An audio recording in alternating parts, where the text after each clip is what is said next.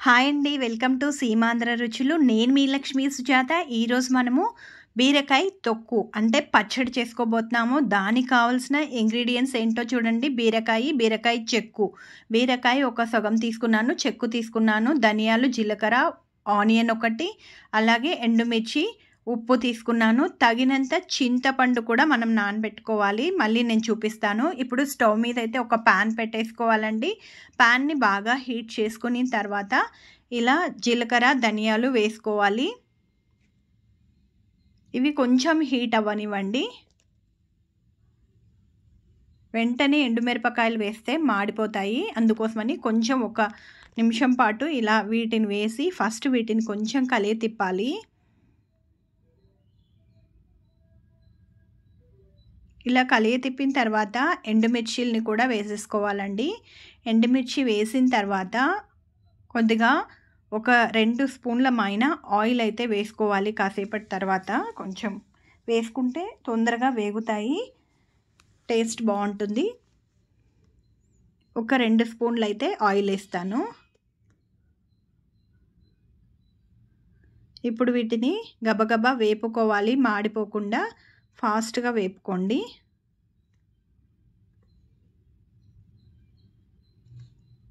పచ్చళ్ళు చేసుకునేటప్పుడు అక్కడే ఉండాలి. బాగా గబగబా తొందరగా వేపుకోవాలండి, లేకపోతే ఫాస్ట్ కలబెట్టకపోతే మాడిపోతాయి. ఇప్పుడు వీటిని తీసేసుకుంటున్నాను ప్లేట్లోకి. ఇవన్నీ నీట్గా ఒక ప్లేట్లోకి తీసిన తర్వాత మనము తీసుకున్న బీరకాయ చెక్కు ఉంటుంది కదా, అవి 2 కూడా వేసేసాను. బీరకాయ చెక్కే ఎక్కువ వేసాను కాయ కంటే. కాయ కనపడుతుంది, బీరకాయ చెక్కు కనపడట్లేదు. బీరకాయ కనపడుతుంది. ఇప్పుడు దీంట్లో కూడా ఆయిల్ వేసుకోవాలి. ఒక స్పూను 2 స్పూన్లు వేసుకొని సిమ్లో పెట్టుకొని బాగా వేపుకోవాలి. మధ్య మధ్యలో మూత పెట్టుకుంటూ తీసుకుంటూ కూడా వేపుకోవాలి. ఎలా వేపుకున్నా సరే ఇది బాగా వేగాలన్నమాట. ఇప్పుడు కాసేపు మూత పెట్టేసుకుందాము.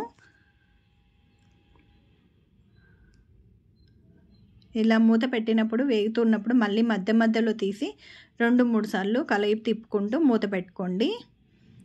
లాస్ట్కి వేగిన తర్వాత వేగేంత వరకు కూడా ఈ విధంగానే కలుపుకుంటూ ఉండాలి.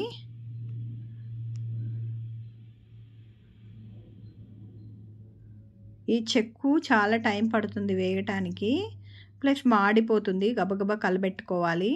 అప్పుడప్పుడు త్వరగా కలబెడుతూ ఉండాలి. ఈ విధంగా మూత తీసేసి కలిపెట్టి కాసేపు అలాగే ఉంచండి, అటు ఇటు కలుపుతూ.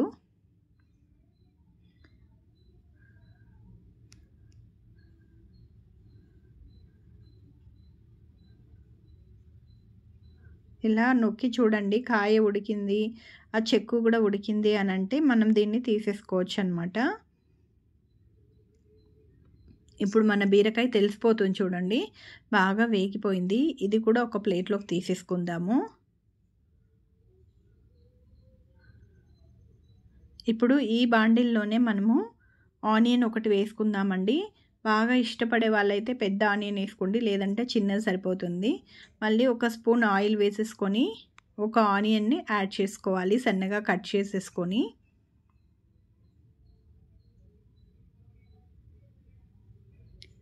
ఇప్పుడు ఈ ఆనియన్ని కూడా వేపుకోండి.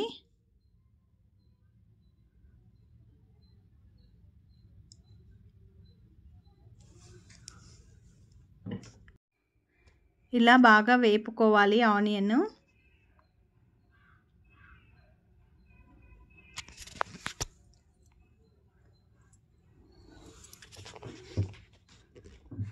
ఇప్పుడు ఇవన్నీ వేపుకున్నాం కదా, ఇవన్నీ రోట్లో వేసి దంచుకోవడమే. ఎలా దంచుకోవాలో చూపిస్తాను.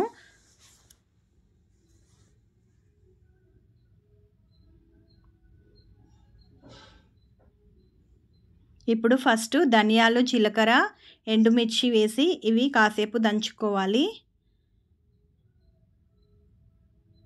ఉప్పు కూడా యాడ్ చేయండి.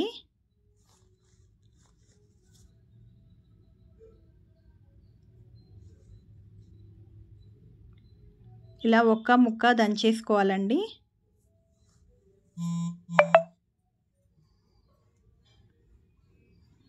ఈ విధంగా ఉన్నప్పుడు మనము వేపి పెట్టుకున్న బీరకాయని కూడా వేసేసుకోవాలి.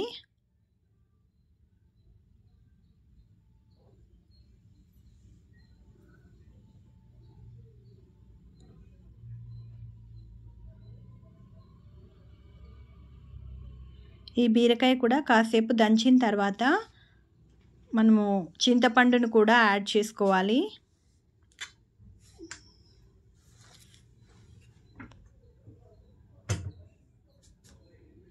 చింతపండు ఒక చిన్న నిమ్మకాయ సైజ్ అంత చింతపండు అయితే సరిపోతుంది మనకి.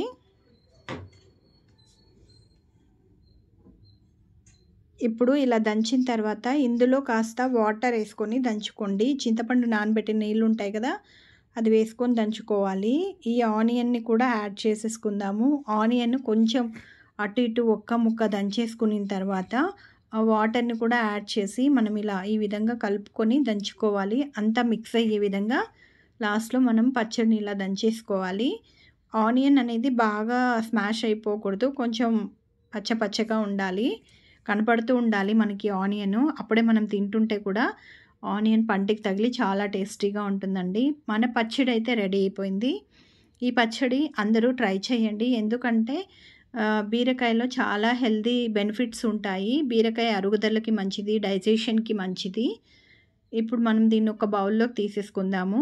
ఎంతో ఈజీగా చేసుకునే పచ్చడి అండి. తప్పకుండా ట్రై చేయండి. నా ఛానల్ని సబ్స్క్రైబ్ చేయండి, లైక్ చేయండి, షేర్ చేయండి, కామెంట్ చేయండి. Thanks for watching. బాయ్.